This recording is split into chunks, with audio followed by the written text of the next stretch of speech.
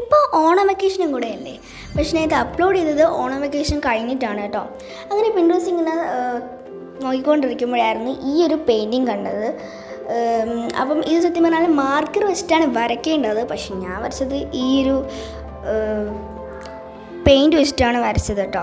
അപ്പോൾ ഞാൻ ഫസ്റ്റ് തന്നെ ഒരു ബ്ലൂ കളറാണ് കൊടുക്കുന്നത്. സ്ക്വയർ കണ്ടറിയാമല്ലോ, ചിലതൊക്കെ വലുത് ചിലതൊക്കെ ചെറുത് എന്നുള്ള രീതിയിലാണ്. കൈ വരച്ചാണ് ഞാൻ വരച്ചത്. എങ്ങനെയോ ഞാൻ പക്ഷേ ഒപ്പിച്ചെടുത്ത് എന്നുള്ളതാണ് സത്യം, ആ ഒരു ബ്രഷ് വെച്ച്.